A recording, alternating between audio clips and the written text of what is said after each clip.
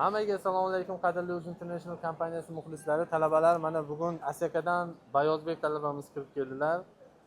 Bayozbek, xush kelibsiz. Rahmat, Allohga shukr. 96-yil bola Telex viza til kursi bilan kirib keldilar. Mana bu rosa rekord natijalardan bittasida. 96-yillar ko'p ishonmaydi Telex bo'lishiga. Ham tilni uncha yaxshi bilmayman. Salom berib oling. Assalomu alaykum hammaga. Avvalambor Allohga behisob hamd sanolar bo'lsin. Shu kunlarga yetib keldik. Keyin ota-onamning duosi bilan sababchi deyman ularni.